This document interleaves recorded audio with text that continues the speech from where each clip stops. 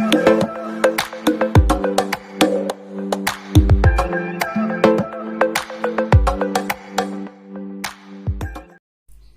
Friends, आपका स्वागत है हमारे आज के वीडियो में।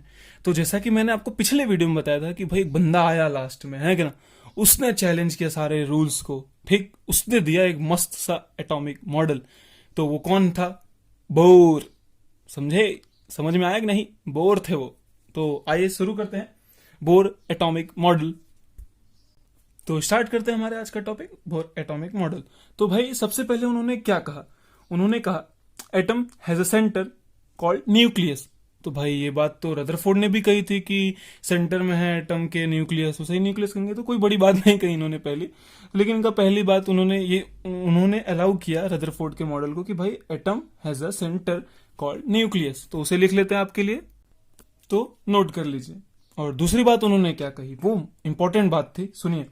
Electrons revolves only fixed orbital, ठीक, only fixed circular orbitals with fixed energy and fixed velocity.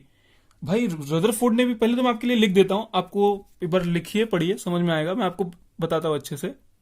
तो पढ़िए पहले, electron revolves only in fixed circular orbital. भाई रदरफोर्ड ने भी कहा था कि, रदरफोर्ड ने क्या कहा था पहले तो वो सुनिए।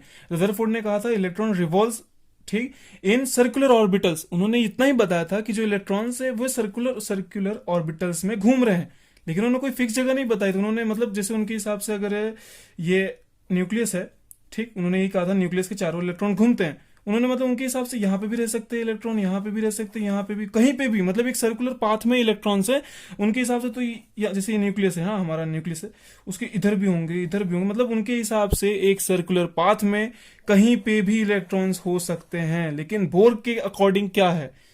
According to Bohr, electron revolves only in fixed circular orbitals. मतलब जैसे ये न्यूक्लियस है हमारा, ये अगर न्यूक्लियस है, मान लो प्लस है, जो भी है प्लस चार्ज है, हाँ न्यूक्लियस है, तो एक फिक्स्ड ऑर्बिटल्स में, एक फिक्स्ड सर्कुलर, और मतलब यहां है, तो जैसे मान लो पहले इलेक्ट्रॉन यहां है, फिर दूसरी बार मान लो यहां है, मतलब उसके बाद ये होगा उसका सर्कुलर ऑर्बिटल, उसके बाद मान लो ये होगा। ऐसे ही नहीं, मान लो इधर नहीं बना देना, उनके अकॉर्डिंग कि एक फिक्स्ड सर्कुलर ऑर्बिटल्स में इलेक्ट्रॉन्स पाए जाएंगे। और रदरफोर्ड के अकॉर्डिंग क्या था? रदरफोर्ड के हिसाब से न्यूक्लियस है, उसके चारों ओर सर्कुलर पाथ होना चाहिए उनके हिसाब से। बस इतना था कि अगर ये न्यूक्लियस है तो उसके इधर भी हो सकते हैं इलेक्ट्रॉन, इधर भी हो सकते हैं, इधर भी हो सकते हैं। लेकिन अकॉर्डिंग टू बोर के हिसाब से ऐसा नहीं है। बोर के हिसाब से एक फिक्स्ड सर्कुलर पाथ है, मतलब ये एक सर्कुलर पाथ है, यहीं पे इलेक्ट्रॉन पाएंगे, उसके बाद वाला जो सर्कुलर पाथ है यहां पे वो इलेक्ट्रॉन पाए जाएंगे, उसके बाद ऐसा, ठीक, with fixed energy and fixed velocity. मतलब एक फिक्स्ड एनर्जी होगी उनमें और एक फिक्स्ड वेलोसिटी होगी। जो ये इलेक्ट्रॉन्स हैं एक फिक्स्ड एनर्जी से मूव करेंगे और उनकी वेलोसिटी भी फिक्स्ड होगी। इन्होंने सब कुछ फिक्स कहा। यहां पे फिक्स्ड देखिए, बार बार मैंने लिखा है, इसका मतलब कि सब कुछ तय है, मतलब फिक्स है कि एक फिक्स्ड ऑर्बिटल में ही रहेंगे वो लोग, फिक्स्ड वेलोसिटी से चलेंगे इलेक्ट्रॉन्स, फिक्स्ड एनर्जी होगी उनकी। रदरफोर्ड ने ऐसा कुछ नहीं बताया था। रदरफोर्ड ने ये कहा था कि इलेक्ट्रॉन घूम रहे हैं, सर्कुलर पाथ में भी है, तो सर्कुलर पाथ में तो ये भी है, लेकिन बोर के अकॉर्डिंग क्या है, एक फिक्स्ड सर्कुलर ऑर्बिटल होना चाहिए और उनकी एनर्जी भी फिक्स्ड होगी और उनकी वेलोसिटी भी फिक्स्ड होगी, ठीक। तो अब उनका थर्ड पॉइंट क्या है, ये तो आपको समझ में आया ना कि मैंने क्या बोला। उन्होंने सब फिक्स लगाया कि फिक्स्ड एनर्जी होनी चाहिए, फिक्स्ड वेलोसिटी होनी चाहिए, फिक्स्ड सर्कुलर ऑर्बिटल होगा। समझ में आ रहा ना? रदरफोर्ड ने कहा था कि वो भी सर्कुलर पाथ में घूमेंगे। उन्होंने सिर्फ इतना ही कहा कि इलेक्ट्रॉन जो सर्कुलर पाथ में घूमेंगे। उन्होंने ऐसा नहीं कहा कि उन ऑर्बिटल्स की भी जो जगह होगी वो एक जगह फिक्स होगी। बोर ने ऐसा कहा कि वो एक फिक्स्ड ऑर्बिटल है, उसी में वो इलेक्ट्रॉन पाए जाएंगे। ऐसा नहीं कि ये न्यूक्लियस है तो उसके थोड़े से पास में भी एक ऑर्बिटल बना दिया, ऐसा नहीं, ऐसा नहीं। एक फिक्स ऑर्बिटल होगा, वहीं इलेक्ट्रॉन पाए जाएंगे। तो अगर हमारा अगला पॉइंट देखते, थर्ड पॉइंट। तो थर्ड पॉइंट क्या है? थर्ड पॉइंट हमारा क्वांटाइजेशन कंडीशन। पहले तो मैं लिख देता हूं आपके लिए कंडीशन क्या है, फिर हम समझते हैं उसे। तो सबसे पहले आप ये थर्ड पॉइंट पढ़िए, क्वांटाइजेशन कंडीशन क्या है, उन्होंने क्या कहा उसके बारे में। Electron revolve only in those circular orbitals for which the angular momentum is integral multiple of h/2π। तो अभी तो आपको समझ में नहीं आया होगा, मैं आपको एक बार हिंदी में बताता हूं। उन्होंने क्या कहा, इलेक्ट्रॉन केवल उन्हीं सर्कुलर ऑर्बिटल्स में पाए जाएंगे जिसके लिए angular momentum is integral multiple of h/2π। ठीक, तो एक बार इसे प्रैक्टिकल एक बार देखते हैं, फिर आपको अच्छे से समझ में आएगा। तो ये हमारा न्यूक्लियस है, ये न्यूक्लियस है, ये इलेक्ट्रॉन्स हैं। तो क्या कहा जा रहा है, electrons revolve only in those circular orbitals for which the angular momentum, पहले तो हम एंगुलर मोमेंटम आपको मालूम नहीं होगा, मालूम होगा भी तो अच्छी बात है, तो मैं आपको बता दूंगा शॉर्ट में क्या है, लेकिन अभी आप सुनिए खाली।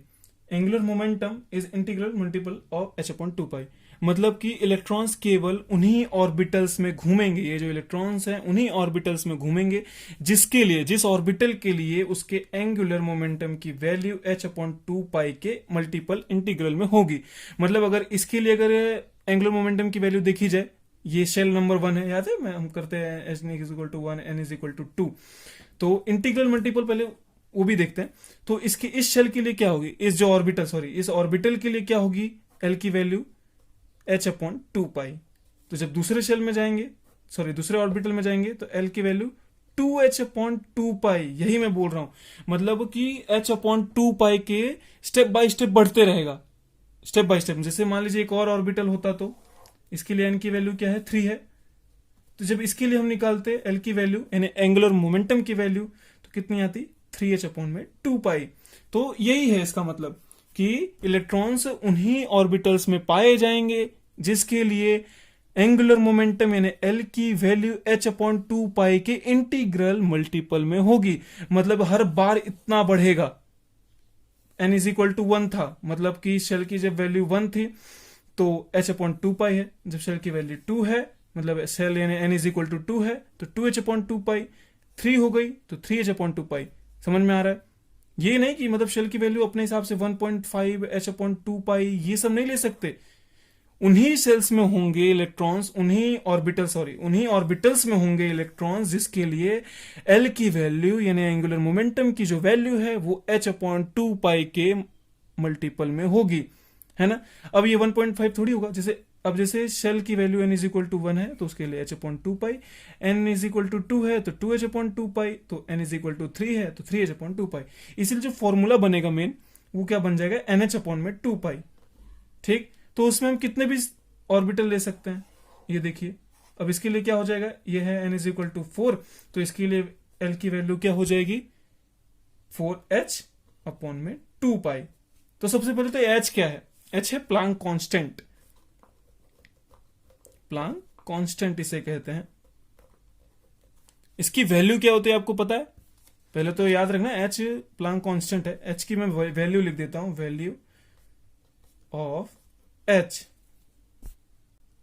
क्या है, वैल्यू 6.636 इंटू 10⁻⁻34 जूल सेकेंड। ठीक, इसका मात्रक है। तो ये समझ में आया ना आपको कि बोर के अकॉर्डिंग क्या है, कि बोर के अकॉर्डिंग इलेक्ट्रॉन्स उन्हीं ऑर्बिटल्स में घूमेंगे या उसी ऑर्बिटल में पाए जाएंगे जिसके लिए एंगुलर मोमेंटम की जो वैल्यू है h/2π के मल्टीपल इंटीग्रल में हो। मतलब जैसे जब ऑर्बिटल, मतलब पहला ऑर्बिटल है, शेल नंबर 1 है, ये पहला कोश है ना, इसके लिए n की वैल्यू 1 है तो इसके लिए एंगुलर मोमेंटम क्या होगा, h/2π। जब शेल की वैल्यू 2 है यानी n=2 है तो 2h/2π। जब शेल की वैल्यू 3 है तो 3h/2π। तो यानी n के मल्टीपल इंटीग्रल में होगी। अब ये नहीं कि मतलब n क्या होना चाहिए, n इंटीजर होना चाहिए, n मस्ट बी इंटीजर।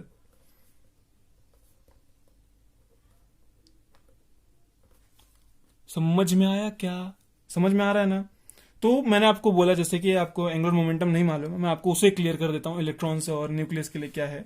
आइए देखते हैं पहले एंगुलर मोमेंटम क्या है। ये आपको समझ में आया मैं उम्मीद करता हूं, नहीं समझ में आया तो मुझे बता देना कमेंट बॉक्स में। ठीक, तो एंगुलर मोमेंटम देख लेते हैं एक बार। एंगुलर मोमेंटम आइए देखते हैं। तो देखिए, ये मान लीजिए हमारा न्यूक्लियस है, ये इलेक्ट्रॉन्स इसके चारों ओर मूव कर रहा है, तो उसकी मान लीजिए जब यहां होगा तो यहां पे इसकी वेलोसिटी होगी, या आप वेक्टर में पढ़े होंगे, फिजिक्स में अभी चल ही रहा होगा आपका।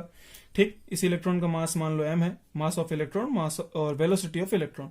जब मान लो इलेक्ट्रॉन यहां आया मूव करते करते तो इसकी वेलोसिटी इस साइड है ना, समझ में आ रहा है। जब इस साइड आया तो इस साइड आ गई वेलोसिटी ऑफ इलेक्ट्रॉन। ये इलेक्ट्रॉन जब मूव कर रहा है तो उसकी वेलोसिटी बदल रही ना, जब इधर आएगा मूव करते करते तो इसकी वेलोसिटी इस साइड आ जाएगी। समझ में आ रहा है। तो मास, इस इलेक्ट्रॉन का मास भी है, तो एक वेक्टर क्वांटिटी होती है L = r×p। यहां पे p क्या है, मोमेंटम, और r×p मतलब मोमेंटम का मोमेंट, उसे कहते हैं एंगुलर मोमेंटम, है ना। तो p की वैल्यू कितनी होती है हमें पता है, एम वी होती है, याद है, संवेग इज इक्वल टू, हिंदी वालों के लिए तो है, संवेग is equal to m v होता है। तो पी की वैल्यू क्या होती है, एम वी। तो क्या होगा, r cross m into v vector होगा, है ना। वेक्टर होता है ना वी, मालूम होगा भाई, गलती मत कर देना। मैं आपको एंगुलर मोमेंटम ये समझ के पढ़ा रहा हूँ कि आपने वेक्टर पढ़ा होगा 11th में, है ना। तो अब देखते हैं, अगर इसे डायरेक्ट लिखना हो तो r m v sine theta लिखेंगे, साइन थीटा।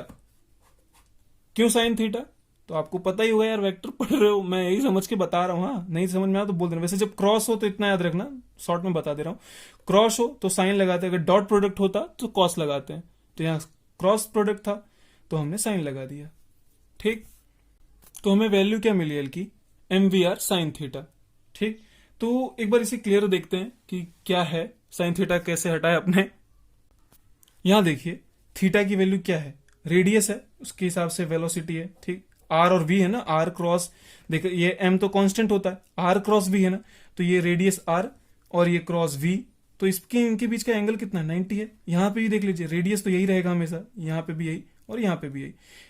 इसके लिए जब देखेंगे तो आर इसका ये है और वेलोसिटी यहाँ है, तो आर क्रॉस वी मतलब आर के सापेक्ष जो वी का देखेंगे, वो इनके बीच में एंगल कितना है, 90 है। सेम यहाँ पे भी, जब इलेक्ट्रॉन इधर था वेलोसिटी इधर है, रेडियस अभी भी इधर है, दोनों के बीच का एंगल कितना है, 90 है ना।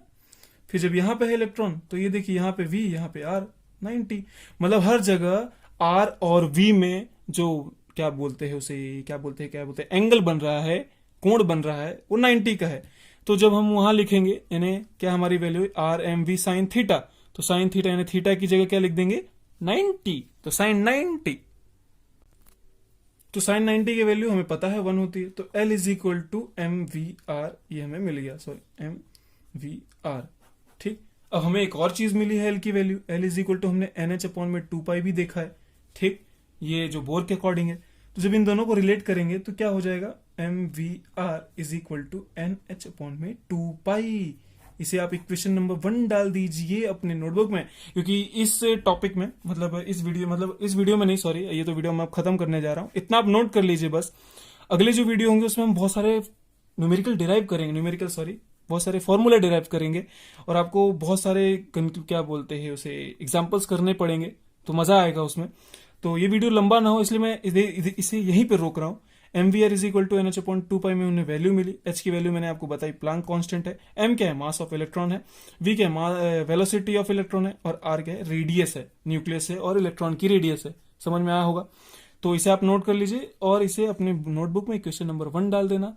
तो आगे बढ़ते हैं, तब तक के लिए बने रहिए हमारे साथ। अगर आपको ये वीडियो अच्छा लगा हो, आपको लगता है इससे फायदा हो रहा है, तो प्लीज शेयर करो, सब्सक्राइब करो एंड लाइक करो। Bye bye. अगले वीडियो में बताऊंगा जरूर, हाँ भूलना मत।